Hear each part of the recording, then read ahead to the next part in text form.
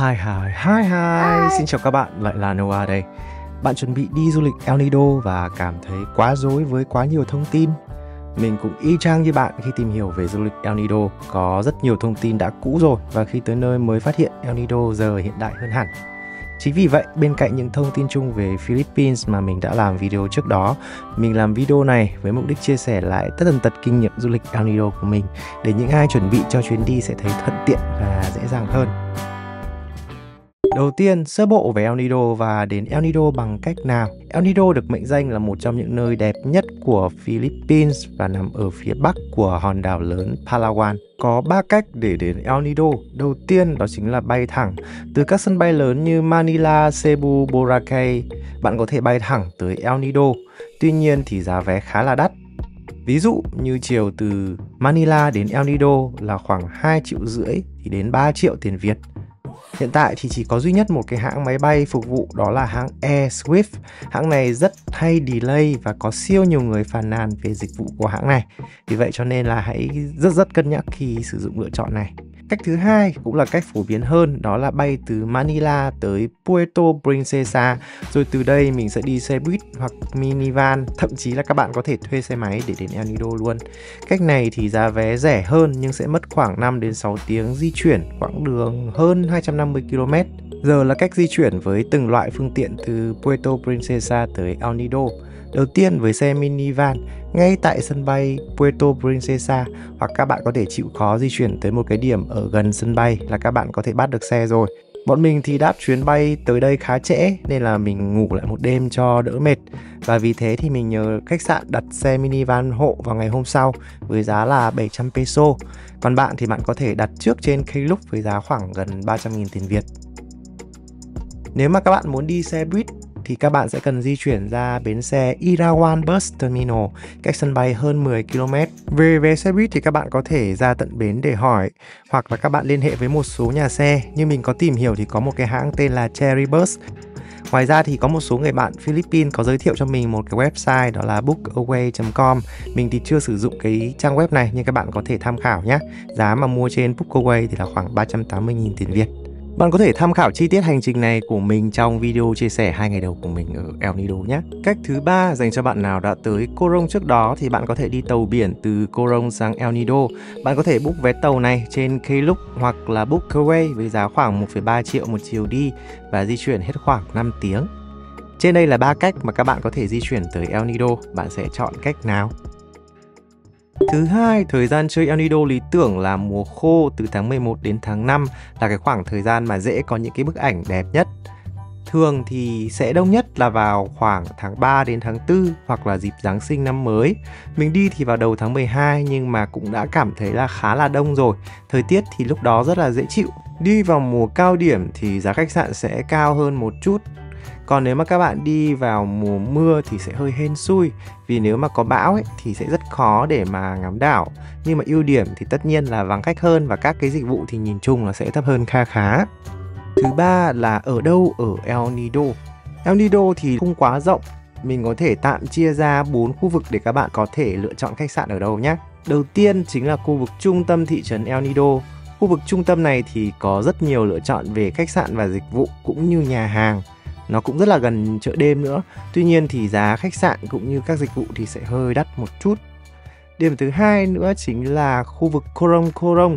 Khu vực này cách trung tâm khoảng 1,5 km và là nơi có bến xe buýt El Nido. Khu vực này bớt đông hơn khu trung tâm nhưng mà cũng vẫn tất tiện và giá cả sẽ hợp lý hơn. Khu thứ ba là khu Las Cabanas. Khu này là khu cách trung tâm El Nido khoảng 5 km nên ít dịch vụ hơn và có những cái khu nghỉ dưỡng rất là đẹp. Ở đây cũng có khu trượt zip line nữa. Tuy vậy thì giá phòng ở đây sẽ đắt hơn khu trung tâm một chút. Và thứ tư đó chính là bãi biển Nacpan. Bãi biển này thì cách trung tâm El Nido tới 20 km liền nên rất yên tĩnh. Và bãi biển này thì siêu đẹp luôn.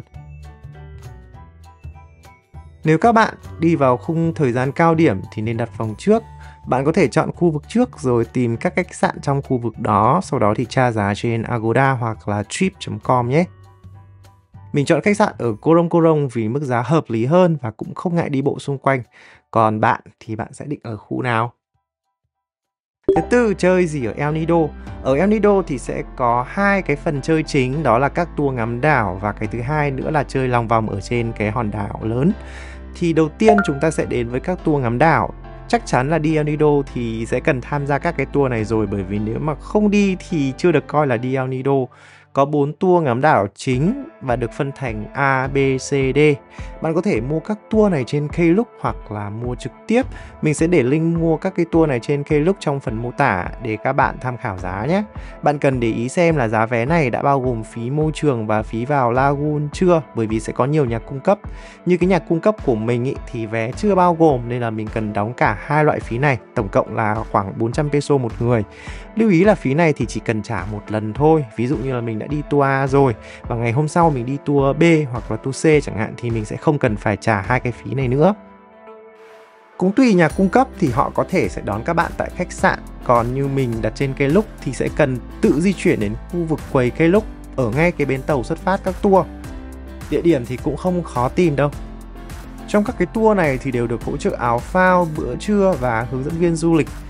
Các phí khác thì tùy từng nhà cung cấp nhưng mà thường sẽ cần phải tự trả, như là mình cần phải thuê thuyền kayak trong tour A chẳng hạn thì giá là 300 peso cho kayak đôi. Cái tour của mình thì mình không thấy có phát nước uống nhưng mà cũng không sao bởi vì mình cũng đã tự chuẩn bị rồi. Sau mỗi một tour thì bạn có thể tùy tâm mà tip cho cái người dẫn tour nếu mà bạn cảm thấy ổn. Như cái tour của mình thì họ siêu nhiệt tình luôn. Bây giờ thì mình sẽ chia sẻ sơ bộ từng tour để các bạn đưa ra lựa chọn nhé. Trong 4 tour thì tour A là phổ biến nhất, cũng là cái tour nhất định cần trải nghiệm.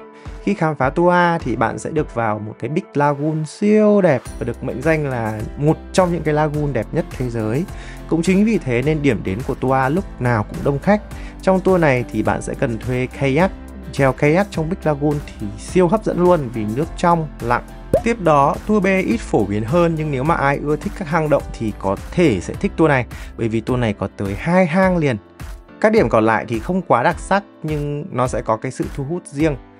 Tour C thì là tour phổ biến thứ hai sau tour A và mình cũng chọn đi tour này. Tour này thì các bạn sẽ được đi những bãi biển lạ như là bãi biển bí mật Secret Beach và bãi biển giấu mình Hidden Beach. Cũng có các cái hoạt động lặn biển, ngắm san hô rất là thích. Tour D là tour khá ít người nên là ai mà không ưa đám đông thì có thể lựa chọn tour D. Tour D này thì có những cái điểm di chuyển khá là gần khu vực trung tâm của các cái tour.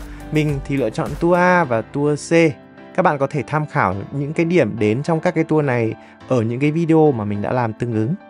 Vậy thì sau cùng bạn quyết định chọn đi những tour nào? Phần tiếp theo sẽ là những cái phần mà khám phá xung quanh El Nido. Ở xung quanh thị trấn El Nido cũng có rất nhiều hoạt động thú vị. Đầu tiên, buổi tối thì khu trung tâm sẽ có chợ đêm. Có một số bar pub cho những bạn nào thích những cái hoạt động này. Ngay trong thị trấn El Nido thì có một cái điểm để ngắm toàn bộ vịnh và thị trấn El Nido. Đó là Canopy Walk. Các bạn sẽ được đi lên trên một cái đoạn khá là cao. Nhìn chung cũng khá là hấp dẫn với giá vé khá là rẻ, tầm khoảng hơn 160.000 tiền Việt nếu mà mua trên Klook. Mình sẽ để lại link mình đã book ở phần mô tả phía dưới nhé. Tiếp đó bạn cũng có thể chơi zipline, trượt từ đảo nọ sang đảo kia. Để đến được khu trượt zipline thì bạn cần tới bãi biển Las Cabanas cách trung tâm El Nido khoảng 5 km và bạn có thể thuê xe máy hoặc là tricycle để đến đây. Lưu ý là đoạn vào của khu trượt zipline này nếu mà chỉ dựa vào Google thì sẽ hơi khó tìm.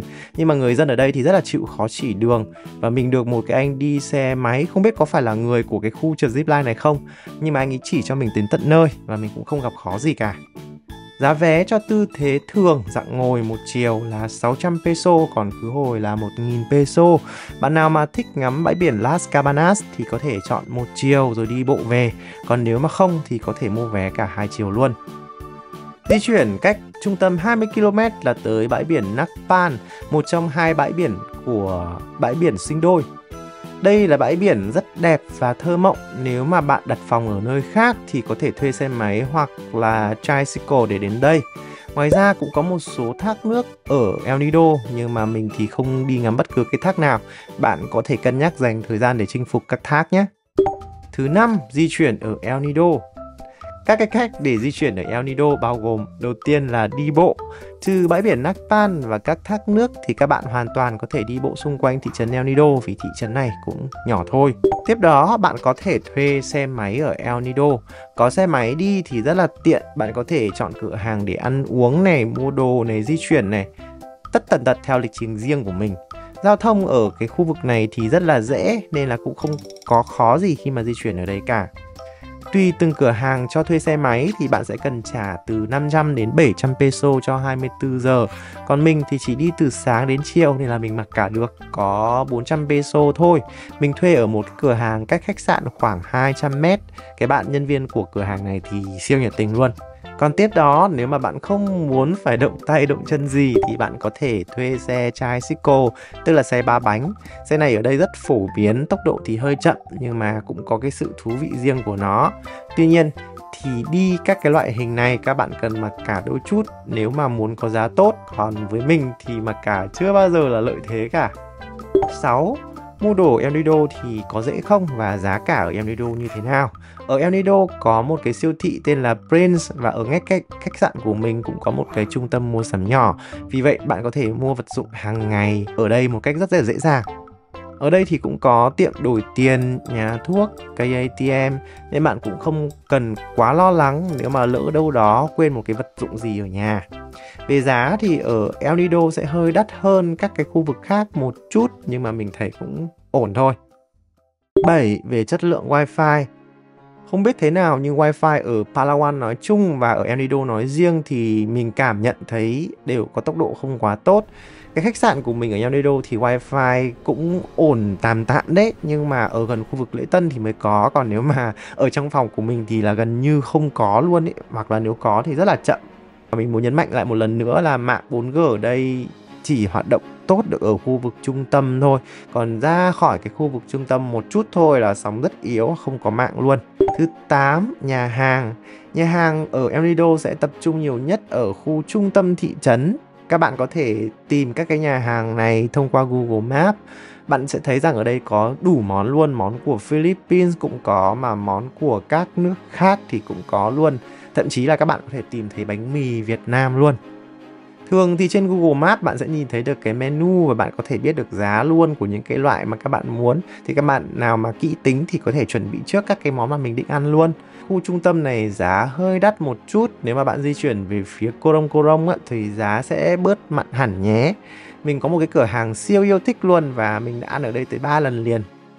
Nhìn chung thì đồ ở El Nido cũng khá là ngon. 9. Chuẩn bị những cái vật dụng gì khi mà đi El Nido. Đầu tiên tất nhiên là đồ bơi rồi. Bạn cũng không cần phải mang quá nhiều đồ vì ở đây cũng có cái dịch vụ giặt là. Giá thì so với những nơi khác hơi đắt một chút, nhưng mà nếu mà các bạn giặt ít ít thôi thì được. Mình giặt 3 cân mà mất tới hơn 500 peso là bởi vì mình giặt ở khách sạn. Ở bên ngoài thì đâu đấy giá sẽ khoảng tầm 100 peso gì đấy cho 1 cân. Tiếp đó các bạn cần có một cái túi bảo vệ chống nước. Thông thường người ta hay gọi là Ocean Pack. Mình thì chỉ mua cái chống nước cho điện thoại, nhưng mà như vậy thì không đủ, bởi vì là trong các cái tour ngắm đảo ấy, kiểu gì các bạn cũng cần bơi một đoạn vào trong cái hòn đảo. Đặc biệt là khi ăn trưa, nếu mà các bạn muốn mang theo nhiều đồ hơn, ví dụ như là ví tiền này, thì các bạn sẽ cần mua cái túi này. Bạn có thể mua ở El Nido cũng được, nhưng mà giá thì hơi đắt mà lại cần mặc cả nữa. Còn trên các trang thương mại điện tử của mình thì có sẵn nên các bạn có thể mua trước. Có rất là nhiều dung tích để các bạn có thể lựa chọn. Tiếp đó là kem chống nắng. Để bảo vệ làn da của bạn dưới ánh nắng gay gắt của Philippines thì các bạn cần chuẩn bị cho mình kem chống nắng với SPF 50 trở lên cộng nữa. Đó, để chống cả UVA lẫn UVB. Thêm vào đó nữa là bởi vì chúng ta sẽ bơi rất là nhiều, ở dưới nước rất là nhiều, nên là cũng cần có cái khả năng kháng nước tốt. Mình thì được tặng một cái chai Sunplay này trước khi đi nên là mình dùng luôn. Mình thấy khả năng chống nắng của nó rất là tốt. Nhưng mà cái việc đen đi là cái việc mà khó lòng có thể tránh khỏi khi mà các bạn chơi ở Philippines một thời gian rất là dài. Tuy nhiên cái mà mình cần nhất chính là mình sẽ không bị quá là rát khi mà mình tiếp xúc với nắng trong một thời gian rất lâu. Tiếp đó chính là kính lặn biển hoặc là kính lặn cho người bị cận. Một trong những cái nuối tiếc của mình đấy là mình không chuẩn bị kính lặn, bởi các cái tour ngắm đảo El Nido thì có rất là nhiều lúc bạn sẽ được ngắm san hô ở rất gần mặt nước. Sau khi mà đi về thì mình mới tìm hiểu thêm, hóa ra cũng có cả kính bơi dành cho người bị cận. Nhưng mà dù sao thì cũng đã đi về mất rồi. Giày đi biển. Đi biển thì nên có giày chuyên dụng để bảo vệ bàn chân, và khi mà các bạn gặp cát thì có thể rũ ra một cách dễ dàng. Ở El Nido thì cũng có nhiều nơi đá rất là sắc, nên là các bạn nên chọn một đôi giày tốt một chút. Mình thì mua một đôi rất rẻ, có 70.000 thôi, nhưng mà nó bảo vệ được bàn chân, còn cái phần phía trên thì vẫn xước bình thường. Nếu mà các bạn thích chụp ảnh hay quay phim thì cũng cần phải mua thêm cái vỏ để bảo vệ máy ảnh, máy quay phim ở dưới nước nữa. Mình đã cảm thấy rất sáng suốt khi mà mình mua cái vỏ bảo vệ chống nước cho cái máy quay của mình, và nhờ thế thì mình cũng quay được rất là nhiều cảnh khá là đẹp. Có một điều cần lưu ý, đó là các bạn nên tiết kiệm pin của máy quay cho những cái điểm đẹp nhất. Như mình thì hơi tiếc là ở cái Big Lagoon thì máy của mình quay trước đó quá nhiều nên hết pin. Một cái cũng rất là cần thiết nữa ở khu vực này, vì cũng là vùng nhiệt đới nên có rất nhiều muỗi. Các bạn nên mang theo một chai xịt chống muỗi nhỏ. Có rất là nhiều khu, đặc biệt là cái khu trượt zipline mình thấy là siêu nhiều muỗi luôn. Và một điểm cuối, mặc dù là mình đã nhắc khá là nhiều lần rồi nhưng mà cũng rất là quan trọng, đấy chính là việc các bạn mua bảo hiểm du lịch. Để cảm thấy an tâm cho cái chuyến đi của mình thì mình nghĩ là không nên tiếc khoảng vài trăm nghìn mua bảo hiểm. Mình thì mua bảo hiểm của hãng Liberty vì đơn giản là mình mua online thôi. Các bạn có thể search Google ra những cái hãng bảo hiểm du lịch khác. Nhìn chung là khá là rẻ và rất là cần. Vừa rồi là những cái kinh nghiệm mà mình đúc rút được sau cái chuyến đi El Nido của mình. Hy vọng là với video này bạn sẽ mường tượng để có thể du lịch dễ dàng. Nếu các bạn còn câu hỏi gì thì vui lòng để lại bình luận dưới đây. Và nếu video này hữu ích với bạn, hãy giúp mình like video và chia sẻ với những người cần nhé. Hy vọng là sau chuyến đi này thì bạn cũng yêu El Nido như mình. Còn bây giờ thì xin chào và hẹn gặp lại các bạn trong video tiếp theo. Bye!